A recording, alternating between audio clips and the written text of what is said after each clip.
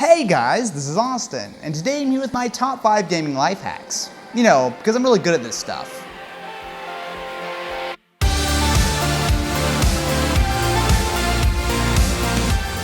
Coming in at number 5 is stop using wireless. The future is supposed to be all about ditching cables like this, right?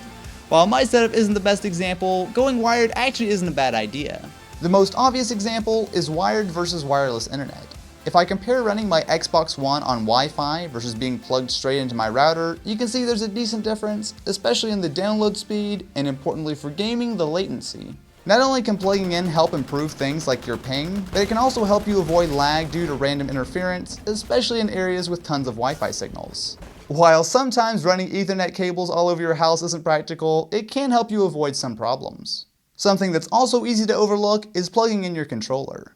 While wireless controllers are usually reliable these days, if it's convenient, it makes sense to keep things plugged in, as having your battery die in game can be a huge pain. For number 4, we've got optimizing your setup. While most of us will game whenever and wherever, it's actually really helpful to have a setup that's nice and comfortable for you. One of the first things is getting a good place to sit. I usually game in a normal desk chair on PC, and while you can spend a ton of money on these, the important thing is that it's nicely padded and is height adjustable. Bringing your chair to a level where your wrists are comfortable while gaming is important not only to be able to focus better on the game, but also to keep yourself from straining your wrists. At number 3, we have something for console gamers, optimizing your TV. If you like to game on a PC, odds are you're using a monitor, but if you game on a console, using a TV makes a lot of sense. Compare a decent PC monitor to a much bigger TV, and you'll see there's actually not a huge price gap. One of the big differences is that TVs tend to do a lot of processing to make the image pop, which can add a bit of lag, where monitors tend to take the signal without messing with it too much.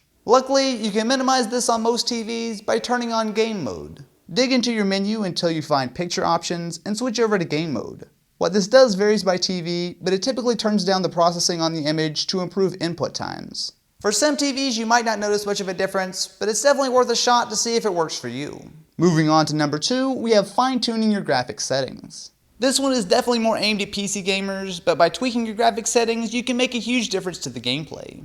While it would be nice to have a PC that can handle every game completely maxed out all the time, usually you're going to need to customize your settings to keep things running smoothly. Ideally, you want your game to be running at least 60 frames per second, which is the max refresh rate of most monitors. The best way to measure your frame rate is with a tool called Fraps. With it, you can turn on an FPS indicator to show you exactly how smooth your game is running. Now jump into the game settings and adjust the graphics until you get a solid frame rate. There are also tools that can help you work out settings like Nvidia's GeForce Experience and AMD's Gaming Evolved, but I prefer to figure out things manually. Once you get everything set up correctly, you should notice a massive difference. And finally, at number 1, we have dialing in your control sensitivity. When you're playing a game, it's tempting to just jump right in. However, spending some time fine-tuning your controls can be a big help. Most games default to a fairly low sensitivity, which is great for people who are new to the game and just want to have a bit of fun, but as you get better, it can really slow you down. By jumping into the settings and turning sensitivity higher, you'll be able to look and aim a lot faster. With higher sensitivity, at first you'll probably be awful as there's a big learning curve, but dial in the exact setting that works best for you, and once you get used to it, it can make a big difference. If you're playing on PC, the advantage can be even bigger. Get the perfect mouse settings and things like aiming and moving become way quicker and easier. It's a simple tip, but perfecting your controls can help a surprising amount. So what are some of your favorite gaming life hacks? Definitely be sure to share in the comments below.